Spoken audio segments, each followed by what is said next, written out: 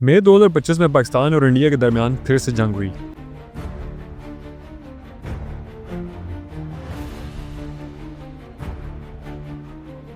लेकिन इस जंग में सबसे ज़्यादा नुकसान किसका हुआ, ये एक सवाल है जो दोनों मुल्कों की आवाम में गर्दिश कर रहा है और इसका जवाब हर कोई जानना चाहता है। इस सवाल के जवाब के लिए अगर मीडिया को देखा जाए तो इंडिया मीडिया कुछ कह रहा है और पाकिस्तानी मीडिया कुछ।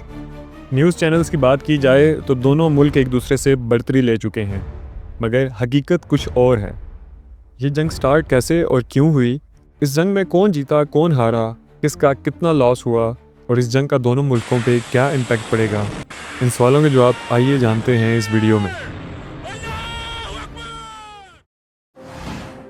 हमारे इस चैनल पे इसी तरह का इन्फॉर्मेटिव, हिस्टोरिक और इंटरेस्टिंग फैक्ट्स वाला कंटेंट बनाया जाता है। अगर आप भी इसी तरह के कंटेंट में इंटरेस्ट रखते हैं तो हमारे इस वीडियो को लाइक कर लें और चैनल को सब्सक्राइब कर लें ताकि आपको टाइम टू टाइम हमारी वीडियोस मिलती रहें। आइए चलते हैं अपने टॉपिक की तरफ। 22 अप्रैल 2025 को पहलगाम कश्मीर में एक टेररिस्ट अटैक हुआ जिसमें 26 लोग जाँ बाक हुए। इस अटैक की बिना कोई इन्वेस्टिगेशन किए इंडिया ने इस अटैक का जिम्मेदार पाकिस्तान बेस्ड मिलिटेंट्स को ठहराया। जवाब में इंडिया ने ऑपरेशन सिंदूर लॉन्च किया जिसमें पाकिस्तान के अंदर मिसाइल स्ट्राइक्स किए गए। दरअसल इंडिया में जनरल इलेक्शंस 2025 चल रहे हैं और इस दफ़ा बीजेपी ने अपना कोर नैरेटिव राष्ट्रीय सुरक्षा यानी नेशनल सिक्योरिटी को बनाया। बीजेपी को पता है कि अगर पाकिस्तान के खिलाफ स्ट्रॉन्ग स्टैंस लिया जाए तो हिंदू वोट बैंक ज़्यादा एक्टिव होगा। पहलगाम में हिंदू यात्रियों पर हमला एक इमोशनल और पॉलिटिकल टूल बनाया गया जिसे मीडिया ने और बढ़ावा दिया और पीएम नरेंद्र मोदी ने उसे इलेक्शन कैंपेन का हिस्सा बना लिया। अटैक के 15 दिन बाद ही इंडिया ने ऑपरेशन सिंदूर लॉन्च किया जिसमें पाकिस्तान के मुजफ्फराबाद, मुरीदके और बहावलपुर में मिसाइल और ड्रोन स्ट्राइक्स किए गए। इंडिया के मुताबिक उनका टारगेट जैश-ए-मोहम्मद और लश्कर-ए-तैयबा के ट्रेनिंग कैंप्स थे। लेकिन इस अटैक में सिविल एरियाज़ भी हैवीली इफेक्ट हुए जिसमें टोटल 40 लोग शहीद हुए जिनमें 14 सिविलियंस भी थे। पाकिस्तान ने इन अटैक्स को इलीगल और वायलेशन ऑफ सॉवरेनिटी करार दिया। पाकिस्तान ने इंडिया को इन हमलों का जवाब 9 मई की रात को दिया। पाकिस्तान ने इस ऑपरेशन का नाम ऑपरेशन बनियानुल मरसूस रखा। इस ऑपरेशन में इंडिया के काफ़ी शहरों को टारगेट किया गया। इंडियन पंजाब के अमृतसर, गुरदासपुर और जम्मू बॉर्डर पर ड्रोन स्ट्राइक्स और आर्टिलरी बम्बार्डमेंट की गई। पाकिस्तान आर्मी ने इंडियन सर्विलेंस ड्रोन भी गिरा दिए।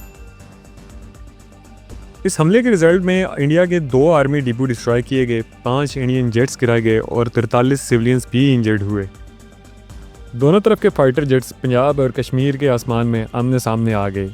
पाकिस्तान ने 5 इंडियन जेट्स गिराने का क्लेम किया जिसमें 3 राफेल, 1 SU-30 और 1 MiG-27 शामिल है, जबकि इंडिया ने मुल्तान एयरबेस पे एयर रेड किया जिसमें 1 मिसाइल कंट्रोल यूनिट तबाह हुआ। जैसे जैसे ये जंग बढ़ती जा रही थी वैसे वैसे ही न्यूक्लियर वॉर का थ्रेट भी बढ़ता जा रहा था। जंग के दौरान पाकिस्तान के शाहीन 3 मिसाइल भी हाई अलर्ट पे रखे गए थे और इंडिया ने अपना अग्नि 5 के न्यूक्लियर कमांड कोड्स भी एक्टिव किए थे। सैटेलाइट ने दोनों मुल्कों के न्यूक्लियर मिसाइल्स में मूवमेंट डिटेक्ट की। अगर 12 मई की सुबह तक सीज़ फायर अनाउंस ना होता तो एक टैक्टिकल न्यूक्लियर स्ट्राइक का रिस्क रियल था और अगर खुदा न खास्ता ऐसा कुछ हो जाता तो दुनिया को एक हैबतनाक नतीजा भुगतना पड़ता। न्यूक्लियर टेंशंस के बढ़ते इंडिया ने पहला डिप्लोमेटिक मूव लिया। इंडियन NSA अजीत डोभाल ने वाशिंगटन DC में इमरजेंसी मीटिंग के लिए US secretary of state Antony Blinken से मुलाकात की। इंडिया ने फॉर्मली रिक्वेस्ट किया कि अमेरिका और UN वॉर को रुकवाने के लिए इंटरवीन करे। पाकिस्तान ने भी इस डेवलपमेंट के बाद चाइना और तुर्की के जरिए अपनी पोजीशन रखी। बाद में दुबई में सीक्रेट टॉक्स हुए जिसमें दोनों तरफ ने सीज़ फायर पर रजामंदी जाहिर की और 11 मई 2025 की शाम को 4 बजे दोनों मुल्कों के दरमियान सीज़ फायर हो गया। सीज़ फायर के बाद दोनों मुल्कों के बॉर्डर्स पर हल्की फुल्की फायरिंग जारी है मगर मेजर वॉर का डर ख़त्म हुआ। इस 10 दिन की जंग में दोनों मुल्कों का भारी नुकसान हुआ। पाकिस्तान के 3 एयर बेसेस डैमेज हुए और 87 लोग शहीद हुए जिसमें सिविलियंस भी शामिल हैं। दूसरे हाथ इंडिया के 6 जेट्स डाउन हुए, S-400 डिफेंस सिस्टम डिस्ट्रॉय हुआ, 64 सिविलियंस डेथ हुई, 19 आर्मी पर्सनल मारे गए और बेशुमार मिलिट्री कैंप्स, पोस्ट और एयर बेसिस को काफ़ी नुकसान पहुंचा। इस जंग ने एक बार फिर साबित कर दिया कि दोनों न्यूक्लियर पावर्स की एक छोटी सी स्पार्क पूरी दुनिया को तबाह कर सकती है। इस जंग ने यह भी साबित किया कि जंग किसी मसले का हल नहीं होती, हर तरफ सिर्फ तबाही, मौत और नफ़रत फैलती है। अब वक्त है कि दोनों मुल्क नफ़रत का सफ़र छोड़कर इंसानियत और बराबरी की तरफ बढ़ें। जिसमें दोनों मुल्कों की जीत होगी। वीडियो पसंद आए तो लाइक ज़रूर करिएगा और मज़ीद ऐसी वीडियोज़ के लिए चैनल को सब्सक्राइब कर लें। मिलते हैं अगली वीडियो में।